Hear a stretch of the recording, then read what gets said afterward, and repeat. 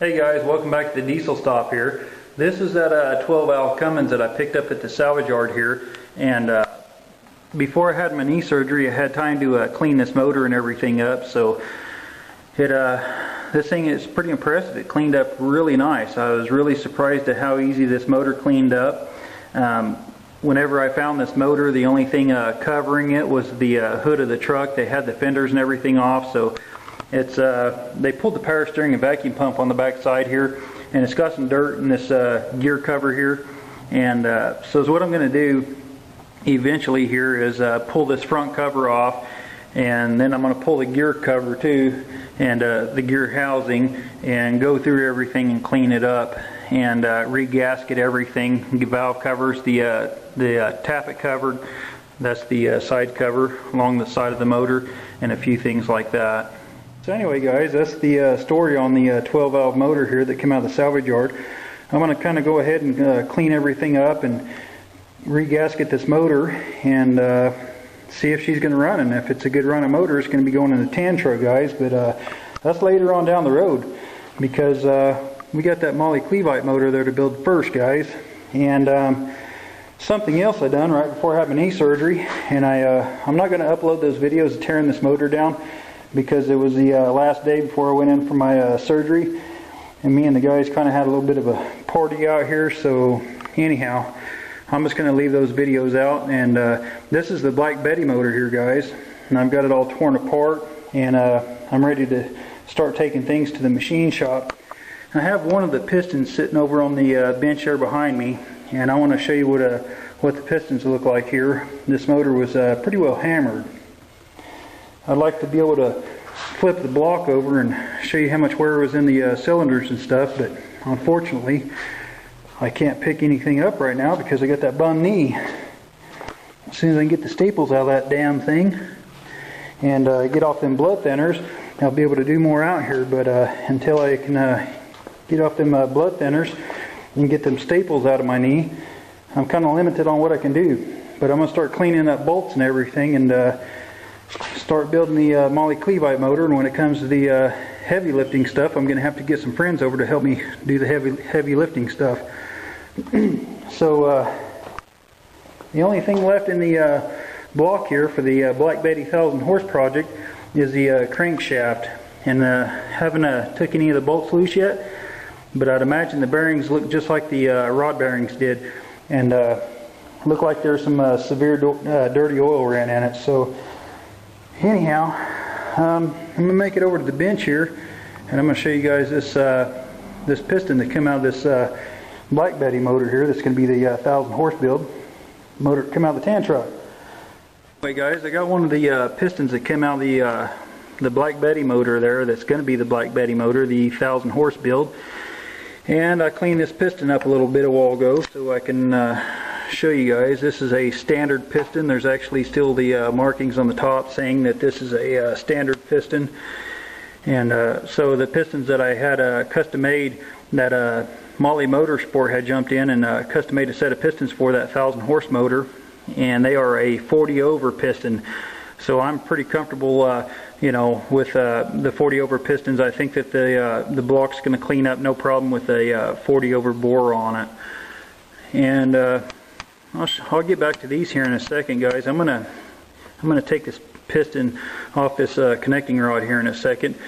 And I did make it over to the machine shop before I had my knee surgery, and this is the head for the Moly Clevite motor, guys. And it's ready to go. It's completely worked over. It's got the reground valves, and you know, pressure tested, and knurling the valve guides, and you know, the whole 9 yards. So it's ready to go. So all I got to do is get some bolts cleaned up and stuff and get ready to build a motor. I still got to get some studs to put this head on. I've got the camshaft and half a dozen other things that I need to build this motor with. I'm going to get set up on a tripod here. So anyway guys, I got the piston here that came out of the tan truck, and this is going to be the 1000 horse build. And I got it sitting here on the toolbox, and I'm going to pull this wrist pin out of this rod here in this piston, and get this piston off. Then I'm going to put the camera in a different mode to where I can show you guys close up all the scarring and scuffing of this piston. So this piston here has a snap ring holding this wrist pin in there, and I've got a pair of channel lock snap ring pliers here, and these are a pretty neat pair. I got them at the Home Depot, and like 20 bucks I get for them. But anyway, so if you squeeze them, they'll open up this way, or if you flip the lever, it'll actually go the other direction, guys.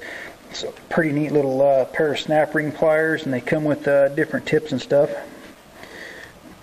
Pretty handy to have. So anyway, here comes the snap ring out, and then you only need to pull one snap ring to get that wrist pin out. But I'm going to send this piston here down to Texas, down there to them boys at Union Pacific Railroad. They're probably actually sitting there watching their video, eating their lunch right now. So anyway, I'll just go ahead and pull this wrist pin out here. And this here's your wrist pin. Big old chunk of iron there. And then of course your connecting rod. And then on the inside here you got your pin bushing. So I'm going to go on ahead and, wow, that's pretty sharp. So anyway, I'm going to go on ahead and get my camera in a different mode here and show you guys the scarring on this piston here. So anyhow, guys, I got one of the pistons here now. This is the piston I cleaned up a while ago. This came out of the tan truck, out of the 6-cylinder Cummins. And so this is going to be the motor that I'm going to make the 1,000 horses out of. And as you can see, these pistons are scarred up on the sides, and they're not looking so well, and I'm sure the ring land has got some wear in it. And these pistons were shot just like the rest of the motor, and I can definitely tell you for sure this is where the blow-by was coming from. And as you guys remember, this thing was like Puff the Magic Dragon, with all the blow-by it had coming out of the oil dipstick tube, the fill cap, and the blow-by tube that comes along the side of the starter there. So, and it even had a blow-by out of the rear main seal. So as you can see, it was this piston will tell the story on how the cylinders were out of specs on the bore. So it's just a worn-out motor. I've got some bearings here to show you guys, and just wanted to show you what this looks like up close here.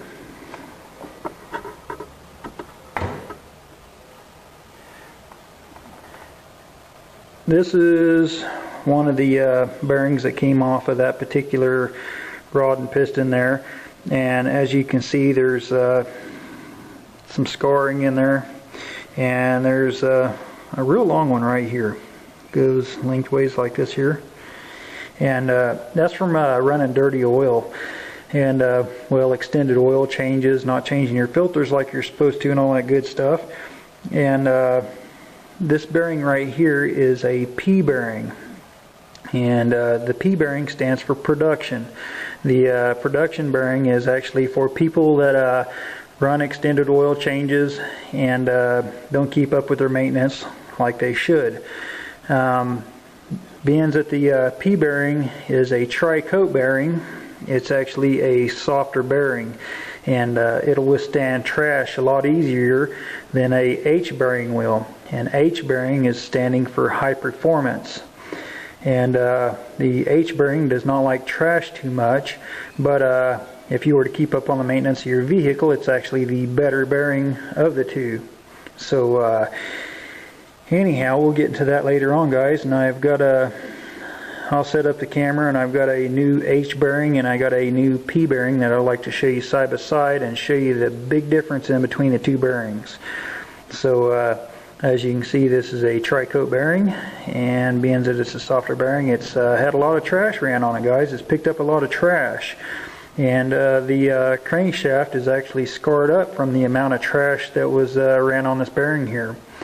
So whenever I build this 1,000 horse motor here, I'm actually going to be running H bearings in it instead of these flimsy little P bearings.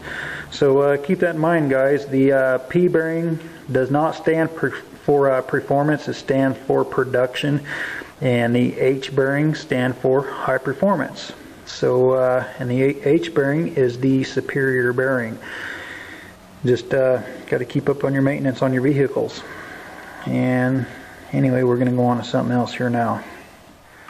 So I got a couple of tappets here, and some people call them lifters. Well, these are the tappets that came out of the Moly-Cleveite motor right here, the candy cane motor, and this tappet right here has been reground, so it's ready to go back in the motor. A lot of people will build these Cummins without regrinding these tappets in the camshaft. Me, well, every time I build a Cummins, I'm going to spend the extra $300 to $400 and have the tappets and the camshaft reground, and then going ahead and put a performance grind on the camshaft. And as you can see, this is one of the tappets that came out of the Black Betty motor, and that came out of the tan truck. That's going to be the 1,000 horse motor, and as you can see, there's some pitting in the tappet here. That's not too bad. By looking at the rest of the motor, these tappets right here will be able to be reground, and they'll be brought up to look just like this this tappet right here. So that's what I'll end up doing, is sending them off and having them reground. And as you can see, they don't take a ton of material off, and it's you'd need some type of measuring device to actually see how much material was taken off, because it's not very much.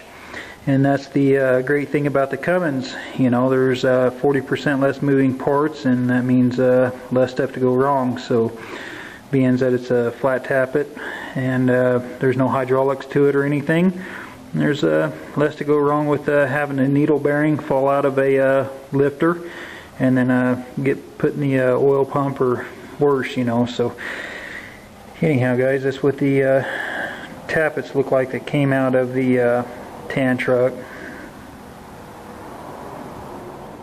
Well, guys, the next couple of days here, I'm going to start cleaning up some bolts and getting stuff ready to build the Moly-Cleveite motor.